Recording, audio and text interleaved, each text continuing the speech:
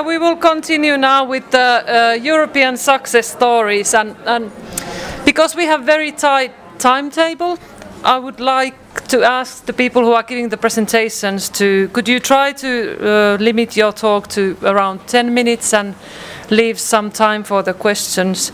And people from the audience, when you are making the questions, could you try to keep focused, stay focused on the issue, and so we can have a lot of different people giving questions.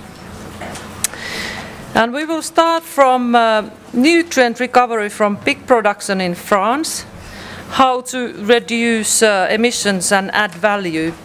We have Mr. Sebastian Omo, Research and Development Manager from Pig Farmers Cooperative Group, Coopel. Please welcome.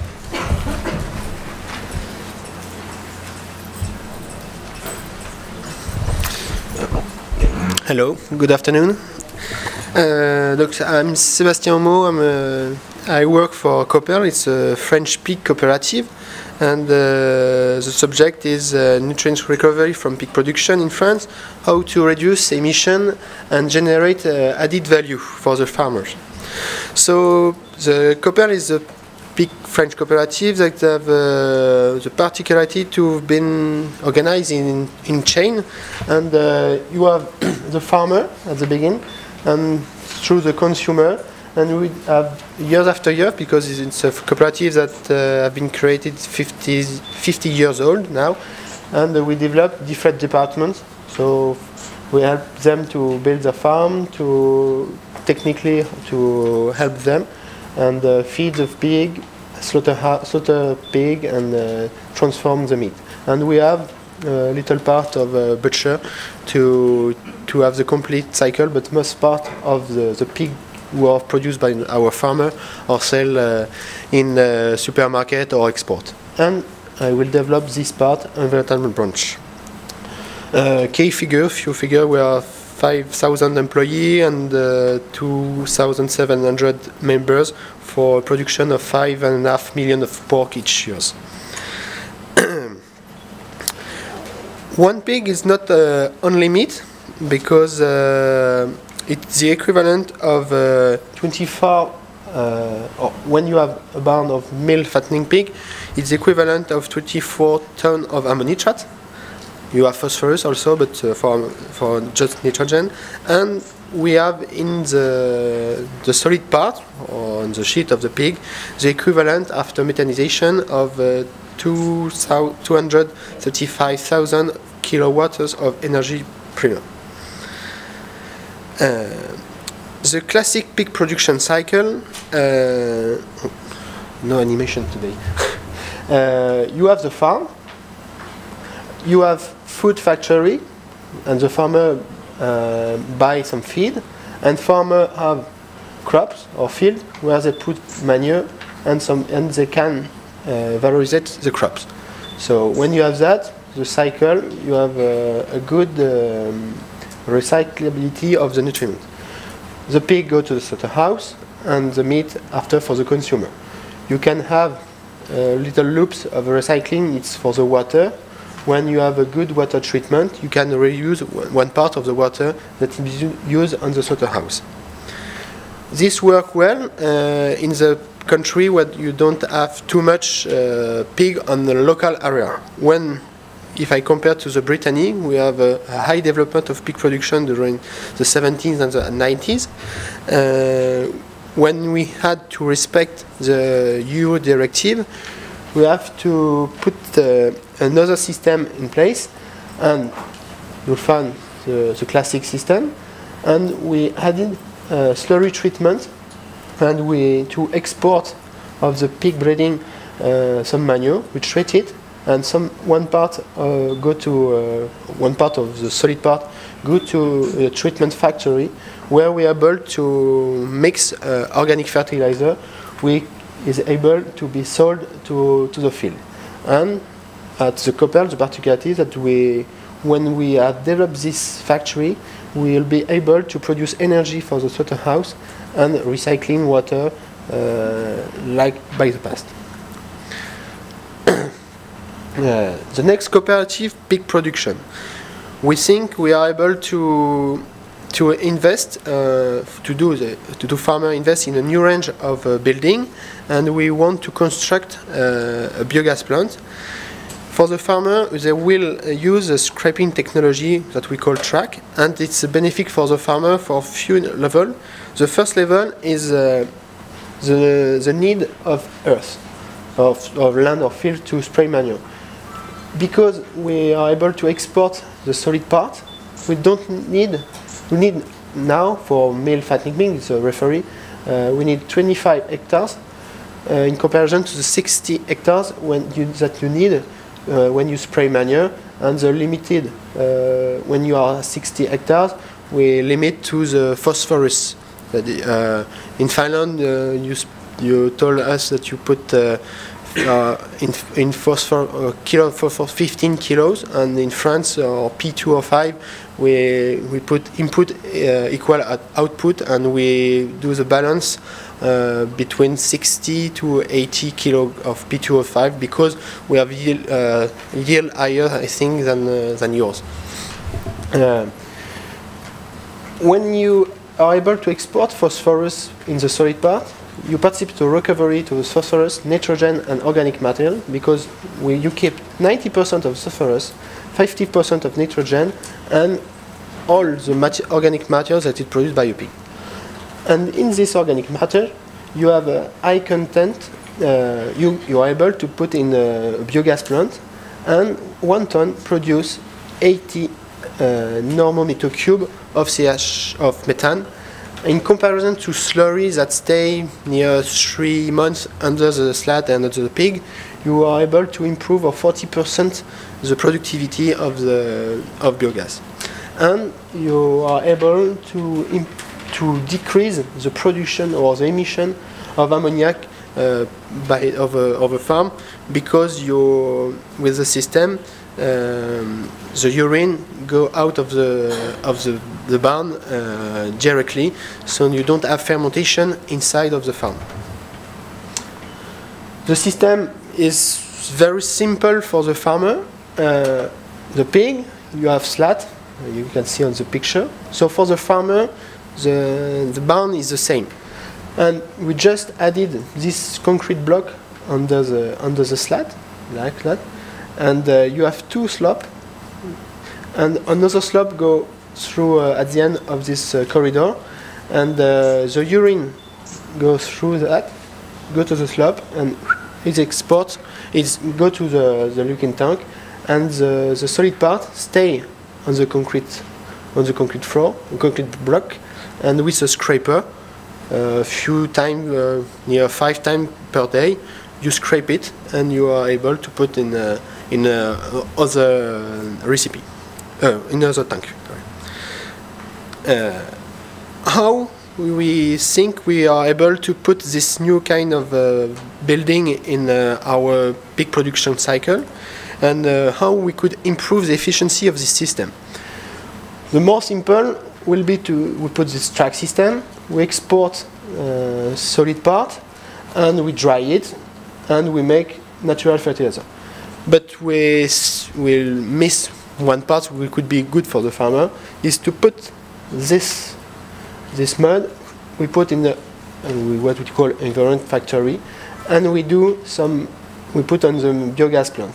And with that, after the methanization, we will separate solid part to liquid part, and solid part will do natural fertilizer that we can put in the field and sell them, and we will be able to sell energy for the consumer, because we will produce gas and we will inject in the network. So for copper today, this part work, and this part is in research and development. We validate the recipe and the process to treat the digestate. And we think we will set this plant normally next year. We will begin this factory. In conclusion of this, I can say to you how we divide the different, because I present you the global system, Mostly of the farmer use sprays manure. So we have on the 5.5 million, near 5 million pigs are produced and they spray manure. We have farmer equipped with system of treatment. This is farmer who have a problem during the 19th, and they export nitrogen and phosphorus. And with this organic fertilizer, you can it's the equivalent of the fertilization of 5,000 hectares. And in the new system that we'll develop, we have 25 new barns that have been done in 5 years. We think we could develop more. You will have this production of biogas, and we will be able to produce organic fertilizer for 8,000 hectares. So, in conclusion, how to improve this concept is create favorable economic condition for to be able to sell the fertilizer in the competition with chemical. We think for the moment it's only applying where you have stress areas, where you have high density of farming, or you have local environmental problem. And one thing is very important for us is maintain favorable economic condition to the farmer, because if we want they are able to replace their old piggery or by this new kind of system with better for recovery and for environmental, they need to have a pig production that is profitable. And what we think also is it could be important to create an European regulation for nitrate fertilizer to set very good rules of to put this fertilizer on the market. Thank you. Thank you, Sebastian. Copper is an inspiring example of nutrient recycling. Is there any questions for Sebastian?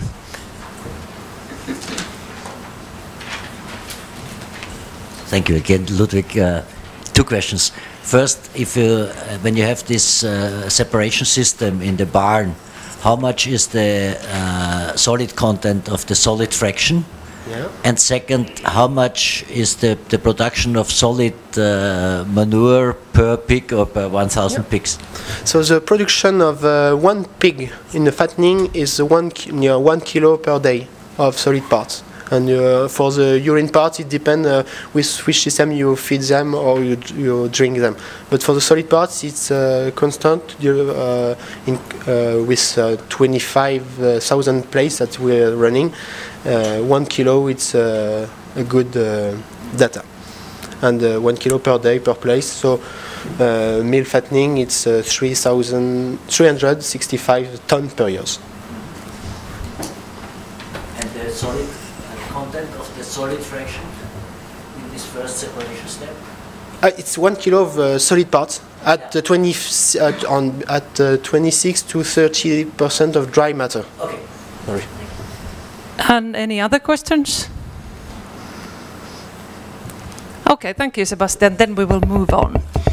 I will invite Kari Koppelmäki. He's a project coordinator from Palopuro Agroecological Symbiosis, and Kari will tell us about how they are developing energy and nutrient self-sufficient food production system. Thank you.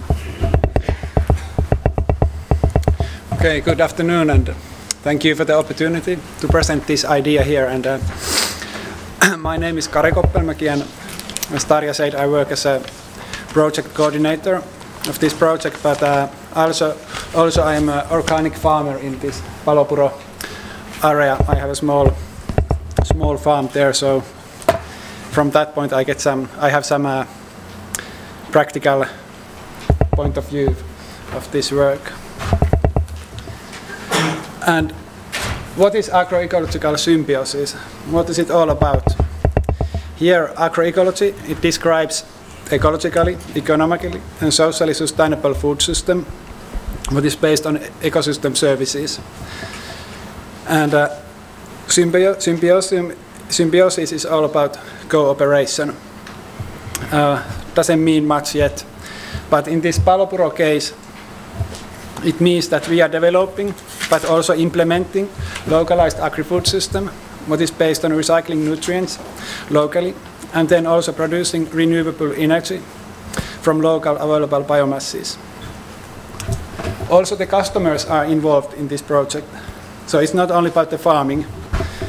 And agroecological symbiosis, it's not only biophysical sustainability, it's also about social sustainability. And I think that's a really important part of this project as well. And what that means with more details. The Knehtilä farm is the center of this symbiosis, and it's a rather big organic cereal farm. It has around 400 hectares of field in organic farming. And then there is an organic chicken house. So organic egg production started a few months ago. It says it's under construction, but at the moment it's really working. And the feed production and manure management are integrated with Knehtilä farm. And there are also 2 organic vegetable and berry farms. And in terms of biophysical aspects, the vegetable farms are rather small contributors, but they introduce increased biodiversity in the farming system, and also they increase the social action in this area. Then the organic bakery called Samsara, what is actually the oldest organic bakery in Finland already since 1970s. It's moving their production to the Knehtilä farm next year. And then after that, all the baking quality grain from the Knehtilä farm and from this area would be milled and baked to the bread by the bakery. And then to produce renewable energy from the for the local use and also for the sale, the plan is that the green manure from this area, there are about 150 hectares of green manure lays, they are planned to use as a source of biogas together with the horse and chicken manure. This Palopuro is located about 50 kilometers north from here, and we have many horses in that area, so horse manure is one good source for the biogas production, because those horse farms consider horse manure as a problem. And there are also plans for gasification of a low quality wood biomass, and then the side product of this would be biochar, what can be used as a soil enhancement material. And then part of the biogas would be used locally in the bakery and the farm machinery, and also CHP production, and then part of the biogas could be sold as a fuel for the vehicles. This biogas model is still under work, and we are still developing it, but maybe in 1-2 months we are going to have more information about that. But it's going to base kind of cooperation, new enterprise, where are the local stakeholders, but also some other stakeholders. And then the residue from the biogas production would be used as an organic fertilizer in this area. And then all the products from this area are sold locally and then also regionally. And what are the benefits about this kind of cooperation? And let's see first stakeholders' benefits. And there are many agronomical benefits. I have listed here only some. It enhances the nutrient self-sufficiency, and also the nutrient management is more efficient. And if you compare it to traditional way to use green manure lays in organic farming, when we can, by this way that we use it as a raw material to biogas plant, we can use the nutrients more precise way. Also, there is more new sources of income because of the energy sale, but also the better price of the product what farm can get. in this case, the farm would not be anymore only producing raw material for the industry. It would be also part of the food processing system. And then direct selling has really important part in this case. It has also many social aspects, and nowadays many farms in Finland are rather big, and in one village it can be that there is only one farm left. And I think farmers' work is quite lonely sometimes nowadays. You don't have any more neighbors who are also farmers, or you have to drive at least a few kilometers to find the next farmer. So in this case there are more cooperation with farmers, but also with customers. And then environmental benefits. The enhanced nutrient recycling, it reduces nutrient loading to Baltic Sea. There are also soil carbon sequestration, especially if this biogas model is adapted in other farms, when they can get more grasses in the crop rotation. Then there are alternative fuel sources that reduce the fossil fuel use. And we have a project about this Palopuro agroecological symbiosis, what helps these local stakeholders to make all these plans true.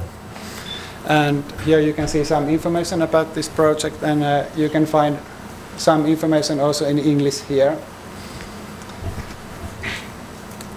And what we are going to do next in this project. So, as I thought, we are now doing a model for farm-scale biogas production. It's basically based in this green manure lace, what means something like 100-150 hectares of grass area, and then horse manure as well. We find the economic and technological solutions, and this is a really important part to find economical solutions. And for that we are trying new funding instruments. And one example is the bakery. The bakery investment, where the customers can be part of the investment. So we are trying the crowded funding project there. Then we are doing the environmental impact assessment, and it has a model of nutrient and energy flows. And then also some work how this could heal the metabolic rift in agriculture. Don't ask too much about that. Thank you.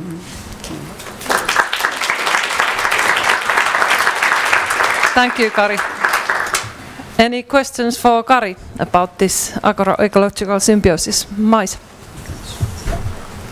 Thank you, Kari. This is an extremely interesting piece of hard work and development when you have been thinking about how to develop this system. And now I'm wondering what can we learn about it, because I can see that the transaction costs in developing this are really high. At the same time, we know that these kind of solutions are always place-specific, depending on the place and the people and the different producers and the ambitions. But could we still develop some kind of modular tools, a combination of solutions which can be then assembled in specific places, using the experiences you have and then developing them into a package of tools?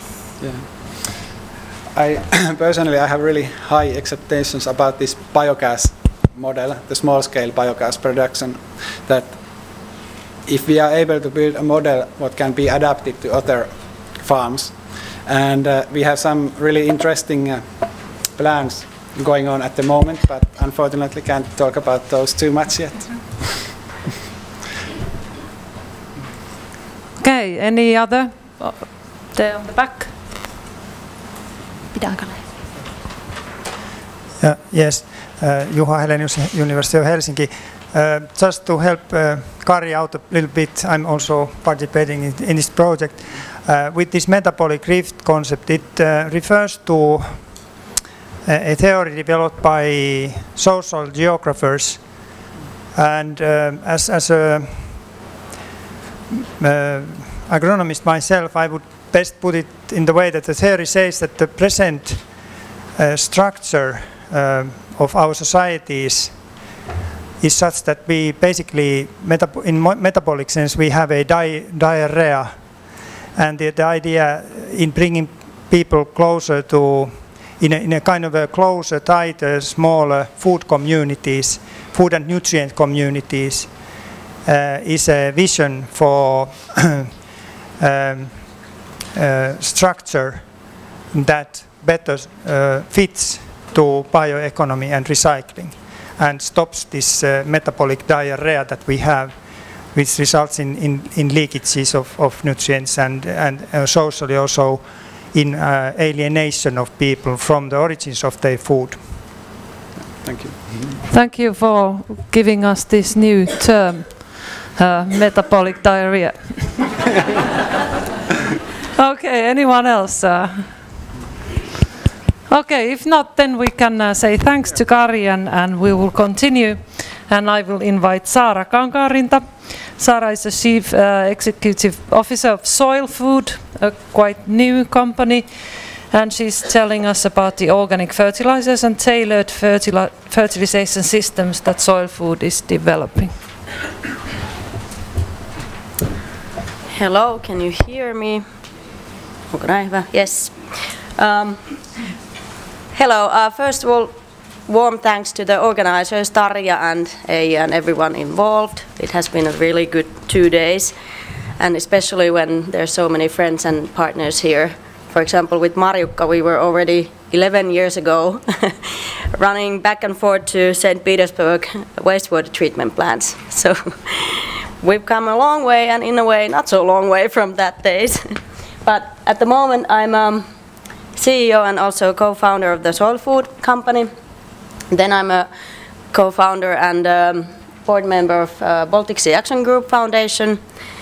I'm we just newly founded a own energy company called Kiertopower for the biogas production, and then I'm a board member in Carbon to Soil, which develops an app to the consumers and farmers, and then I'm a board member in the Golden Green Foods, which is mainly known for the pulled oat, the nyhtökaura thing.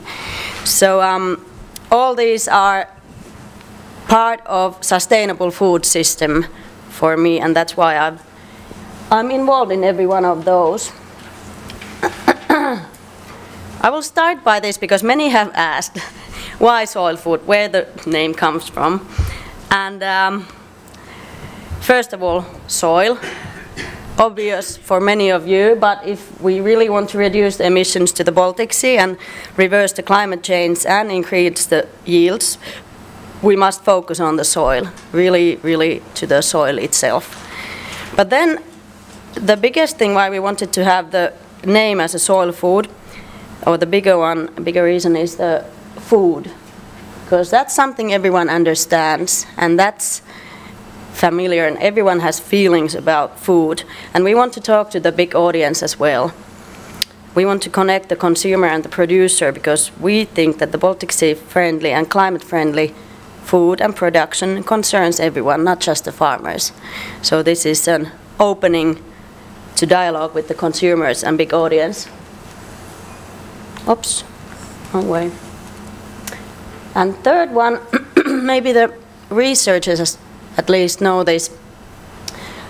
This, what happens underneath the surface in the soil, it's called soil food web. And well, obviously we like the name soil food for this reason as well, because here is actually the key to nutrient uptake, the nutrient efficiency, the nutrient recycling. Everything happens here. We try to do our best on top of the surface, but then these are the friends that actually solve this. If they work efficiently and in a way they should be, then we're in a good place. As I said, I'm involved in many things, but for me there are nutrient recycling tools. I have to mention that as Ms. Tarja Halonen today said, BSAG Foundation proposed 2010 the commitment to the state that, hey, could Finland aim to be a pilot country of nutrient recycling? They liked it, and here we are. We are having this full speed in this, and this seminar really shows that Finland has, in 6 years, Finland has done really a lot in this area. And I have to add to the organizers, pay attention, Tarja, that I hope that in 2020 we'll have the same kind of seminar from, let's say, carbon storage, that we're in full speed of that as well. We're being a pilot countries in that also. Well, then the foundation also was affecting heavily to the EU strategy paper, where there's a circular economy strategy, but there was no nutrients. So that had to be put to place. We founded the company as to the tool to speed up the sustainable solutions, to make the practical paradigm shift or be part of it. And then we also have 2 pilot farms that we are actually developing to be the non-emission production. Non-emission means no emissions to Baltic Sea or climate, and rather carbon farming, animal welfare and biodiversity. Okay, in soil food we like to think not only what the agriculture is, but what it could be. And in a way we start from the farmer, that if we focus on the soil, the farmer focuses on the soil too. Farmer really understands the soil chemistry so that it builds the correct soil's physical structure and creates conditions for the biology to be at its best level. Quite simple, but still work needs to be done.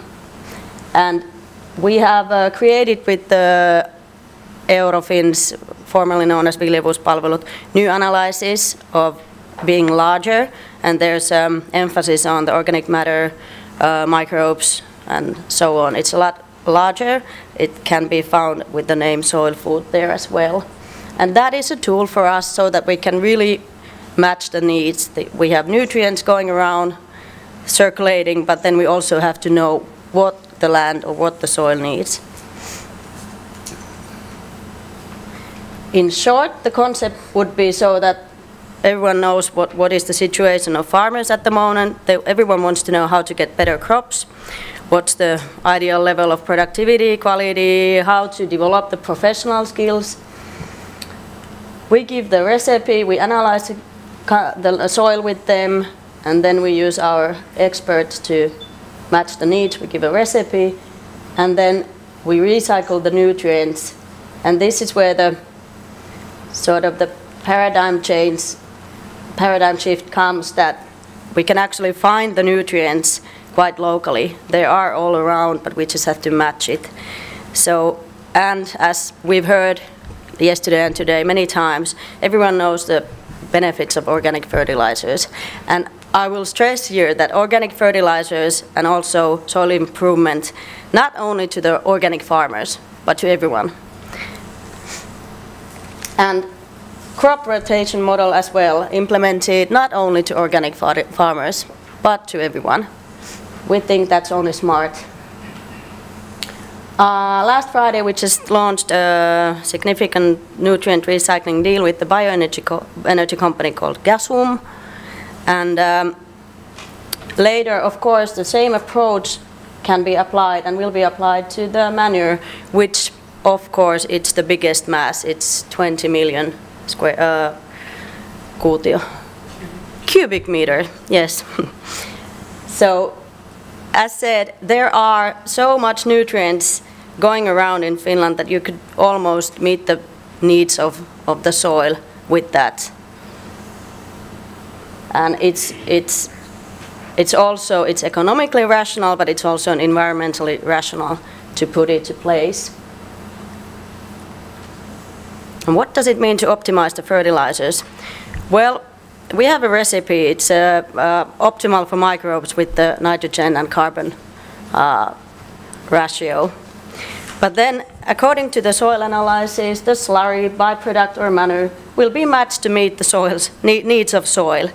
The basic, of course, the nitrogen, phosphorus, and kalium, and other macro and micronutrients added if needed. It depends. What is the soil like and what does the farmer have? And then we get the balanced recycled fertilizer. It's, as I put here, it's really a simple idea. It's not rocket science, but still it's not done. And our aim is to do it properly so that we will get good products, we will get the nutrients accurately into place, not just recycled, but accurately where it should be, and so that there's no dumping anymore, that it really recycles in a good way. And of course it's local, it's always local. There I think we are actually making the agriculture and fertilization paradigm shift little by little. And this is not to say that this is the only way to do it. We think this is the smart way, but you can always add nutrients to balance the slurry. And the added nutrients, of course, it can be artificial nutrients, but it can be also recycled nutrients. There's a lot going around if you just know where to find it.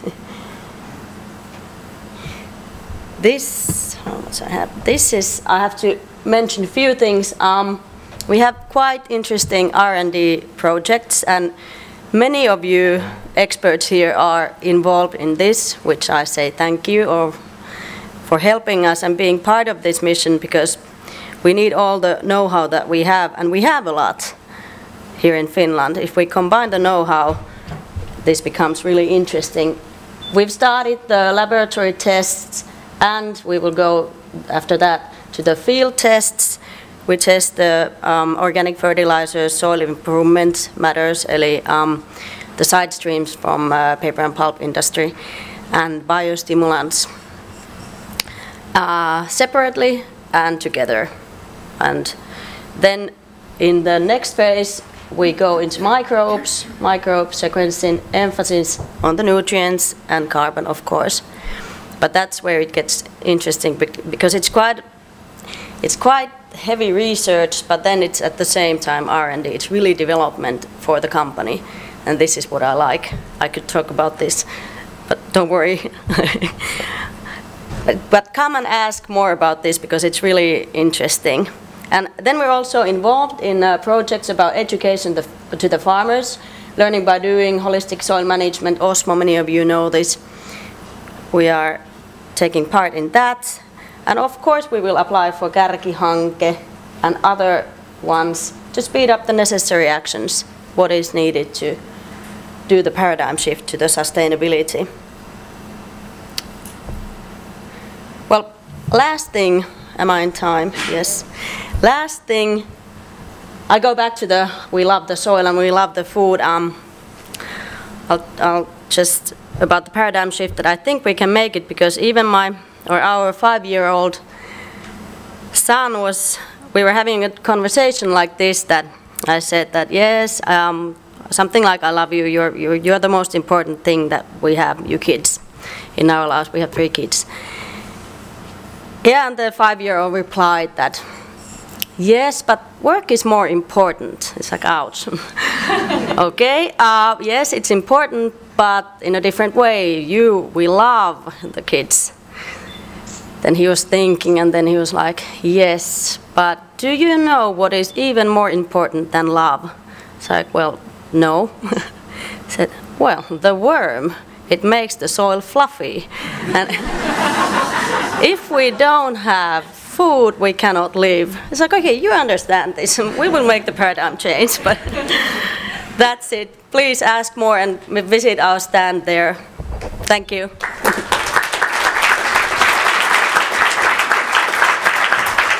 Thank you, Sara. It's really inspiring presentation, and we have time for a few questions. I thought we could also take Kaisa, and then afterwards we can... Okay, anyone has got something in mind just right now? Yes, there. So, Marjukka Porori from the Onnurminen Foundation.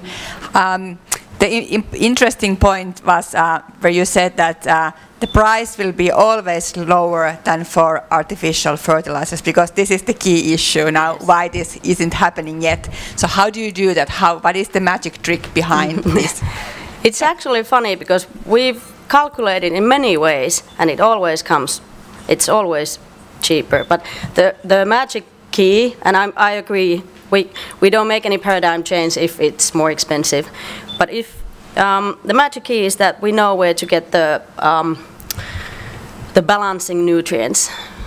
It's either recycled or then it's also side streams, and that's more that's cheaper. And then balancing the whole mixture with the the basis, so it really comes always cheaper. But the magic is that we know where to get the side streams. Okay, we have a few more questions here. Yes, very, very interesting to hear. What I'm curious about is that you started with the soil, that we have to understand much more about the system of the soil and the biological processes in it. Yes. Could you elaborate something more about what did you learn about it, and what mistakes do we make every time we use chemical stuff to make the soil more fertile? Well, the last 70 years of agriculture are it's a little bit like mistake in some scale, because as everyone knows, there's erosion, there's soil depletion, there's no positive signals that we treated the soil as we should have been treating the soil. But in a way, we forgot the biological part of it, and it's not so hippie thing to put it back to agenda. It's just rational. For me, it's like I would have a company or industrial site where I would say that I have 100 people there, but I'm not going to take a look at them, what they're working, let them just be there. It's like a wasted resource that we don't take advantage of the biological part. So actually come to the R&D part, that's what we are researching, then how can we, first of all, we have the patented method of stimulating or speeding up the microbe actions there. But then we want to know even more specifically, and now it's possible because the research methods are now available. It's not so ridiculously expensive to have the really deep research about what happens there with the microbes. 25% of the biodiversity, of all biodiversity in the world, is in the soil, underneath the surface, but only 1% of that we know. So there's a lot to research, but we are focusing, of course, to the nutrient uptake and then the the nitrogen binding and the carbon moving, and in the process of microbes. Yeah. Okay, there was another one here. Thank you. Niko Humalista from the Finnish Environmental Center, and thank you for the presentation, of course. My question concerns the geography of your projects. That it's when you say that you know the local conditions, and you know basically where to get the things that you need. Yeah. But is it all over Finland? As we have seen that there is very different Finlands in regards to manure, for instance. Yeah.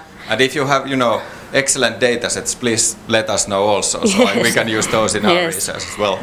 If it would be optimal, it would be always local, but some of it, of course, have to be moved what is economically rational to move a little bit further. But that's what we are. There's different Finlands, and we have to operate locally. Always start with the farmers in some area and to meet that demand. And then what we are with what we are balancing, whatever it is, manure or slurry or whatever.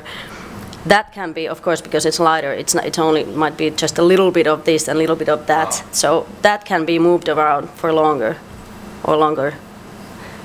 Yeah. Thank you. But we definitely can change everything. We work happily with the researchers because we benefit both. I wonder if, okay, I will give the floor to Chris. Two questions, because I didn't really fully understand. When you go onto farms and you're effectively supplying an advice on how to provide an organic fertilizer, you do an analysis of the soil. Does that analysis include a biological analysis, or is it just an analysis of carbon and nutrients?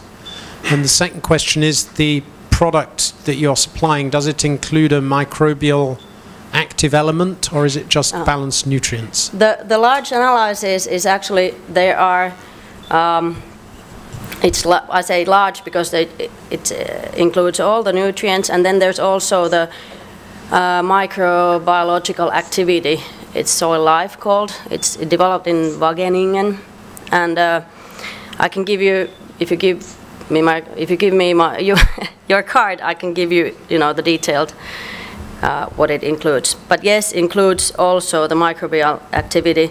But then how we are building the fertilizer, it doesn't include anything microbes added like that. It's only the CN ratio that is optimal for the microbes in the soil.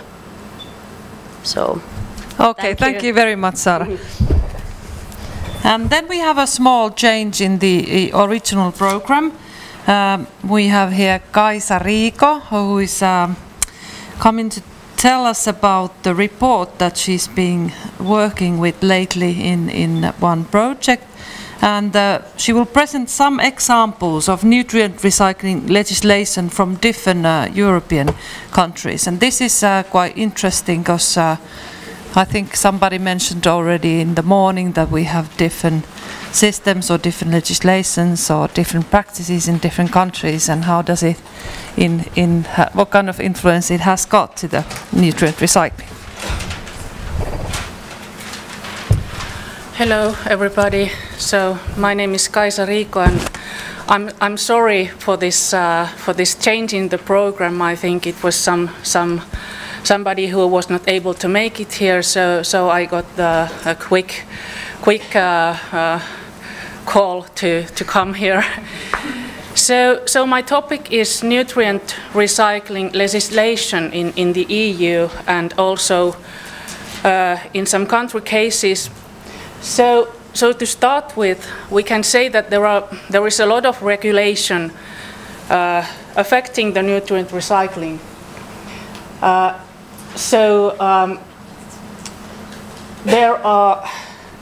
To start with, there is this fertilizer regulation that we already have heard about today. But there is also sewage sludge directive that is defining the heavy metal limits for the sewage sludge used in agriculture. There is organic farming regulation. There is the National Emissions Directive dealing with ammonia emissions that mainly stem from agriculture and manure. There is the Industrial Emissions Directive, which is defining the industries that require an environmental permit, and that deals also with intensive pig and poultry production. And in this Industrial Emissions Directive, there is also included this best available technologies list that is supposed to be used when defining these environmental permits. Then there is byproduct regulation dealing with animal byproducts that are not mentioned for human consumption, like manure, like slaughterhouse wastes, like feathers.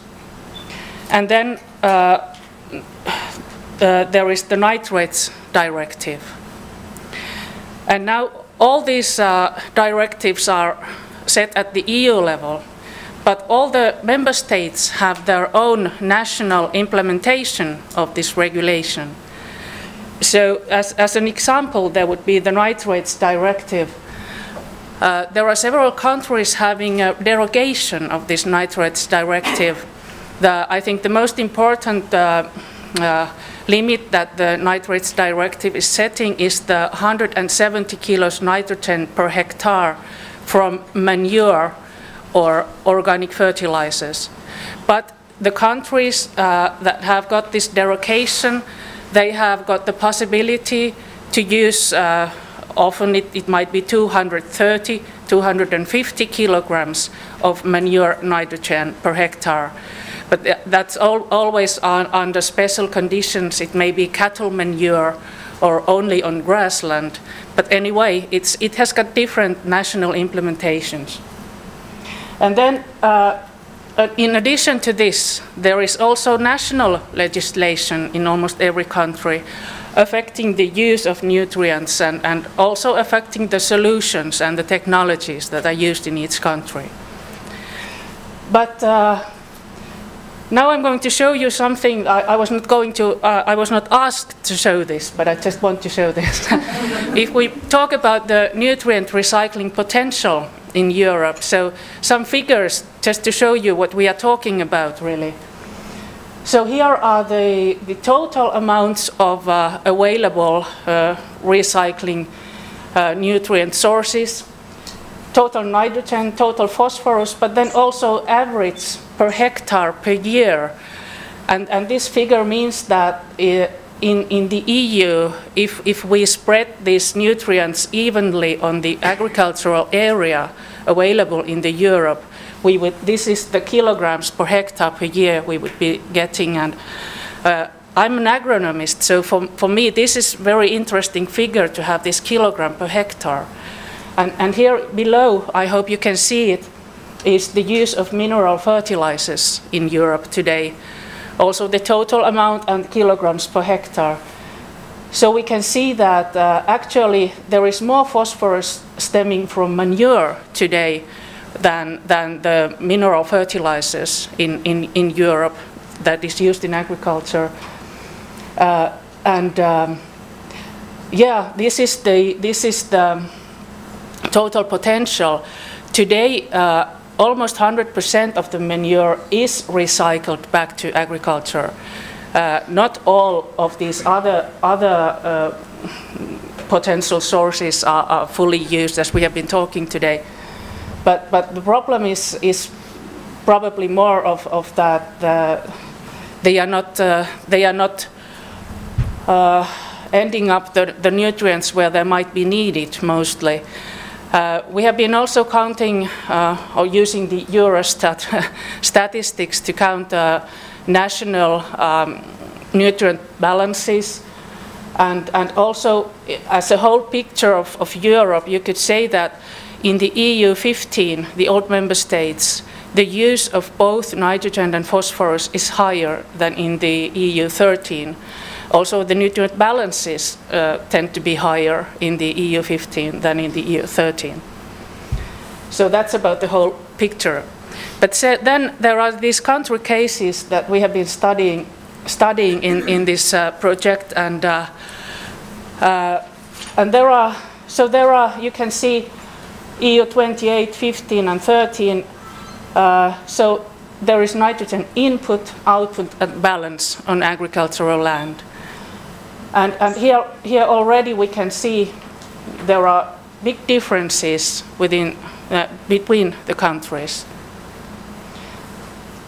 And then also for the phosphorus, the same picture, there are big differences. And now if we think about the phosphorus, it's interesting because it's not only the year we are talking about. As we all know, phosphorus is accumulating in the soil. So actually we should be looking at cumulative balances over a longer period to really show us the whole picture of this. But it's interesting here, you see there are countries with negative phosphorus balances, and in the picture with more countries, with the countries from the EU 13, there are several countries that have got negative phosphorus balance. So there are things that we can still make in Europe. Okay, then these national cases. This is just to give some ideas, just to give some examples of how different countries we have and what different solutions we have. Then first there is Netherlands and Belgium. In Netherlands there is, as we know, intensive animal production, which has caused nutrient surpluses. And in Netherlands there is an obligation for farmers to process part of the manure surplus on the farm. And as processing is regarded here, export of the manure, you can export it raw, or then you can treat it by incineration or processing to granulates or things like that. But the thing is that it's costly. So for these farmers to get this manure processed, the cost may be something like from 7 to 20 euros per cubic meter, and it doesn't include the transport, and that's a lot of money. Okay, Netherlands has got the nitrates directive derogation, but it's only regarding the cattle manure and only on grassland or farms that have more than at least 80% grassland. All sewage sludge is incinerated in the Netherlands. And also a third of the poultry manure is incinerated in the Netherlands. Belgium is interesting. There is intensive animal production in Flanders area, but then there is this Wallonia area that is quite different, but I'm not going to that now. In Flanders, there's also the obligation for farmers to process part of the manure surplus. There are different methods used in Belgium. Most of the treatment plants use this biological treatment where the nitrogen in the manure is converted to nitrogen gas and goes up in the air. A special thing, anaerobic treatment as such is not regarded as manure processing technology to fulfill this processing obligation. Again, there are costs for farmers for getting the manure processed. In Belgium, there has also been this derogation of nitrates directive for cattle manure, but now, as quite new, there is also a derogation for this liquid fraction from the pig manure that is separated, and maybe also the nitrogen evaporated. But also, it's not something automatic for a farmer to get this derogation. So there are special conditions. In Belgium, no manure is incinerated. Then there's Germany, and I think we all know that there is a lot of anaerobic digestion in Germany going on. In 2011. 80% of the farm-scale anaerobic treatment plants, anaerobic digestion plants in Europe were situated in Germany. They use manure as the feedstuff, but mostly they use something else like maize or sugar beet or wheat. But anyway, there is this, again, these incentives and regulations that have led to, like this one country has a lot of anaerobic digestion. Now they also use this nutrient balance regulation, so they calculate nutrient balances in Germany. And there is this ceiling for both phosphorus and nitrogen. There was something I wanted to say actually earlier, but I forgot. There are differences between the countries also in the way that in the units that we use when we talk about the nutrients. So be careful when we talk about phosphorus, because in Finland we use phosphorus, it's P for phosphorus. And I think in many statistics in Europe we use P. But then there are several countries that use P2O5, that's phosphate. And so like for example, this in Germany, the nutrient balance is for phosphorus is now 20 P2O5, and it's going to be only 10. But if you convert that to phosphorus P, then it's like something like from 9 to, so 20 would be 9 and 10 would be 4.5. So you have to be careful when you read this, is it really phosphorus or phosphate we are talking about? Okay, in Germany there are going to be big changes in the future though. At the moment 30% of the sewage sludge is now used in agriculture. But now by the end of this year, no sewage sludge is allowed to use in the agricultural land if there are these synthetic polymers used in the production or in the cleaning process. That's going to be a very, very big change. If you think that, well, I think most of the sewage sludge that goes now to the agriculture, most of this 30% of the total of sewage sludge will have to be dealt with differently. And then by the 2025, all the larger sewage sludge treatment plants, they need to recover the phosphorus from the sewage sludge, from the wastewater, and also from the ashes. So now more than 50% is incinerated in Germany, and then it's not good only with incineration, but also you have to recover the phosphorus from the ashes. Okay, Italy. Just to be short, in Italy there is slurry separated.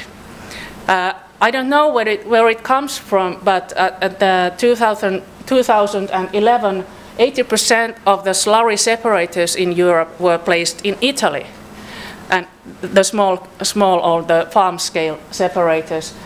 And in Italy there is also this derogation, and it's sort of supporting the slurry separation of the pig manure. But I'm not sure which one was first, the derogation or the separators. But anyway, they work together. Okay, then we have Denmark and very intensive pig production.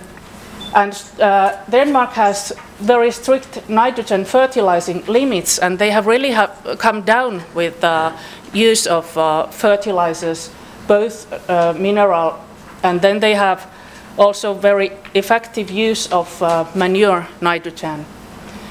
And I want to say that they are also exporting this animal housing clean tech. Okay, Sweden, I want to say there is biogas use in transport that is they have got intensives for that. And then we are not in the Eurovision Song Contest, but Finland is here as the last country. So as we heard before, there are very big differences between different areas in Finland. But so it's sort of a picture of the total of the Europe. There are areas with intensive animal production, but then also areas who could use more of phosphorus. So I think we are on a good way to solve these problems. And okay, if you want to read more about this study, it's available there on the table and also in the internet in Finnish and a short summary in English. I want to also thank Leo Hari here, who has been doing this report together with me. And yeah, I want to thank you for your attention.